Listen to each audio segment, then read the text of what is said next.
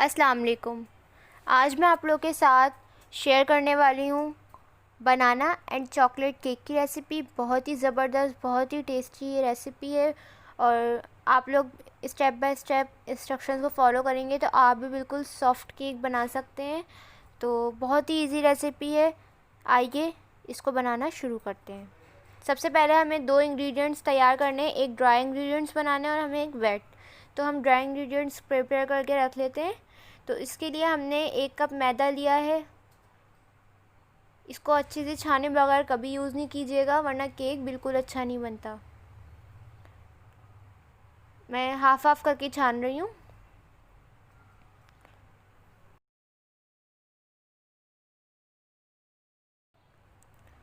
मैदा जो है वो हमने अच्छे से छान लिया है। उसके बाद मैंने ऐड की है पाउडर शुगर 3/4 कप। अगर आप चाहें तो 1 कप भी ऐड कर सकते हैं, लेकिन मैंने इसलिए कम डाली है क्योंकि बनाना का फ्लेवर काफ़ी स्ट्रॉन्ग होता है, तो फिर वो मिठास जो है वो बैलेंस हो जाएगी। तो हमने सारी शुगर ऐड कर दी है। मैंने हाफ़ कप से 4 टेबल स्पून प्लस करके ली थी।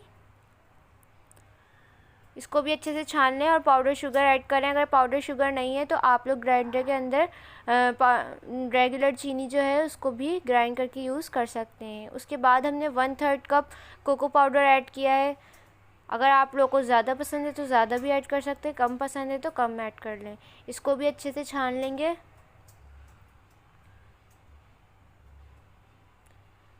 इसके बाद हम बेकिंग पाउडर 1 टीस्पून इसके अंदर ऐड कर देंगे। बेकिंग सोडा 1/2 टीस्पून, इसको भी छान लेंगे। उसके बाद 1 चुटकी जो है वो हम नमक ऐड कर देंगे। अब इसको हमने अच्छे से मिक्स कर लेना है कि बेकिंग पाउडर जो है वो मैदे के हर ज़र्रे के अंदर जाके मिक्स हो जाए और केक जो है वो प्रॉपरली राइज हो। ये अच्छे से मिक्स हो गया है। अब हम इसको साइड पे रख देंगे और अब हम वेट इंग्रेडिएंट्स तैयार कर लेते हैं। इसके लिए हमने 2 बनाना लिए हैं। बिल्कुल पके हुए होने चाहिए। जब आपके केले बिल्कुल अच्छे से पक जाएं, ब्लैक ब्लैक से हो जाते हैं, तो वो यूज़ करेंगे अगर, तो फ्लेवर जो है वो बहुत अच्छा आएगा और बहुत ही ज़बरदस्त आपका केक बनेगा। लेकिन अगर आप लोग के पास फ्रेश हैं तो आप वो भी यूज़ कर सकते हैं। तो इसको हम फोक की मदद से अच्छे से मैश कर लेंगे। आपके पास अगर मशीन है तो आप मशीन से भी यूज़ कर सकते हैं, लेकिन मेरे कुछ व्यूअर्स के पास नहीं है तो इसलिए मैं आप लोग को हाथ से सिखा रही हूँ। ये अच्छे से मैश हो गया है और अब हम इसके अंदर एक अंडा शामिल कर देंगे जो कि बिल्कुल रूम टेम्परेचर पे है। अगर आप लोग दो कप मैदे का बना रहे हैं तो फिर आप 2 एग ऐड कीजिएगा। इसको भी फोक की मदद से अच्छे से फेंट लें। अगर आप लोगों के पास विस्क है तो हैंड विस्क से भी कर सकते हैं। अच्छे से फेंट लें।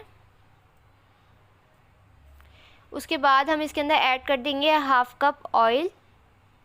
कुकिंग ऑयल यूज़ किया है मैंने। आप लोग कोई भी वेजिटेबल ऑयल यूज़ कर लें, कोई भी ऑयल यूज़ कर सकते हैं, लेकिन फ्लेवर ज़्यादा स्ट्रॉन्ग ना हो जिस तरह से सरसों का होता है। इसको भी अच्छे से मिक्स कर लें। अगर बटर है तो आप इसकी जगह बटर भी मेल्ट करके ऐड कर सकते हैं। ये अच्छे से मिक्स हो गया है। अंडों की स्मेल ख़त्म करने के लिए आप लोग इसके अंदर वनीला एसेंस ऐड कर दें। अगर नहीं है तो मैंने बनाना है एसेंस एक्सट्रैक्ट जो भी है आप कह लें, 1/2 टीस्पून ऐड कर दिया है मैंने। ज़रूरी नहीं है इसके अंदर हरगिज़ ज़रूरी नहीं है कि आप लोग भी बनाना एक्सट्रैक्ट ऐड करें। मेरे पास जो है वो बनाना एसेंस था इसलिए मैंने ऐड कर दिया। आप लोग सिर्फ वनीला भी ऐड कर सकते हैं या फिर उसको भी स्किप कर दें।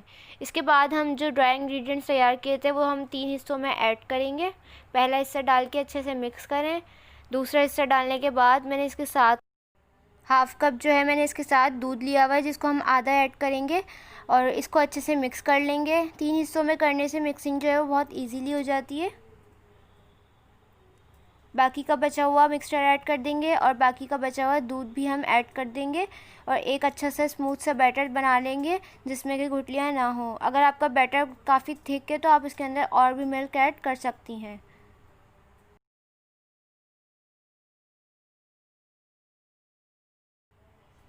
ये बैटर अच्छे से बन गया है। इसके अंदर मैं चॉप्ड किए हुए अखरोट ऐड कर रही हूँ 1 टेबल स्पून। अगर आप लोगों के पास नहीं है तो आप इसको स्किप करें और अगर चॉकलेट चिप्स हैं तो वो भी ऐड कर सकते हैं, उससे भी फ्लेवर अच्छा आता है। बाकी के मैंने गार्निश के लिए बचाए हैं। अब हमने एक पैन को ऑयल से ग्रीस कर लेना है, जिसके में मैंने बटर पेपर लगा लिया। कोई भी शेप का आप मोल्ड ले लें। ऑयल से ग्रीस कर लिया है मैंने इसको। अगर आप लोगों के पास बटर पेपर नहीं है तो आप लोग मैदा भी छिड़क दें, तो उससे भी आसानी से हो जाता है। इसके अंदर जो आपको बनाना के चंक्स नज़र आ रहे हैं उसका कोई इशू नहीं है, ना इसका ज़्यादा फ्लेवर आएगा। बैटर को हाफ़ फिल करें मोल्ड के अंदर, क्योंकि वो राइस के ऊपर भी आएगा। उसके बाद जो हमने वॉलनट्स बचाए हुए थे वो भी ऐड कर देंगे। एक पतीले के अंदर जो बिल्कुल ख़राब सा आपके घर में हो उसको रखें और उसके ऊपर एक स्टैंड रैक रख दें, ताकि केक जो है वो डायरेक्ट ना लगे। उसके बाद मैंने मोल्ड को रख दिया है। मैंने अभी फ्लेम ऑन नहीं करी है, ना आपको कोई प्री हीट नहीं करना इसको। बस हम इसको कवर करके मीडियम फ्लेम पे 25 मिनट्स के लिए अच्छे से बेक कर लेंगे।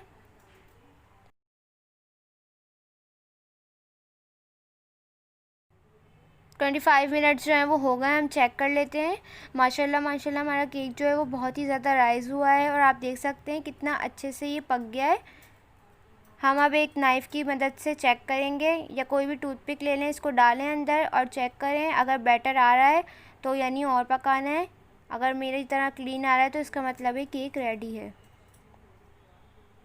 अब हम इसको सर्व करेंगे। ये देखें केक जो है वो बहुत ही ज़्यादा आसानी से निकल गया है और हमने बटर पेपर हटा देना है। अभी ये बहुत ज़्यादा गर्म है। मैं भी आप लोगों को इसको कट करके दिखाती हूँ, लेकिन आप लोग ठंडा करके फिर सर्व कीजिएगा।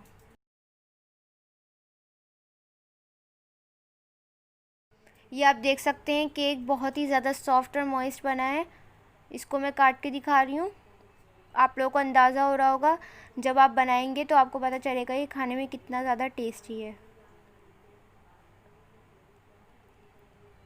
ये देखें बहुत ही ज़्यादा गर्म है और इसमें से अभी धुआं निकल रहा है, तो इसलिए मैं आप लोगों को सही से दिखा नहीं पा रही हूँ। बहुत ही ज़्यादा गर्म है ये। बहुत सॉफ्ट बना है और कितना फ़ाइन इसका क्रम्ब आया है। तो ये थी आज की recipe, banana and chocolate cake की रेसिपी। घर के अंदर मौजूद आप सामान से ये बेहतरीन सा केक बना सकते हैं। कैसी लगी रेसिपी कमेंट सेक्शन में ज़रूर बताइएगा। इंस्टाग्राम पे फॉलो करना ना भूलिएगा। अगर मेरे चैनल पे नए हैं तो प्लीज़ सब्सक्राइब कर दीजिएगा। मेरी वीडियो को शेयर करिएगा ज़्यादा से ज़्यादा। चलती हूँ, मिलूँगी नेक्स्ट रेसिपी के साथ। मुझे और मेरी फैमिली को दुआओं में याद रखिएगा। तब तक के लिए अल्लाह हाफ़िज़।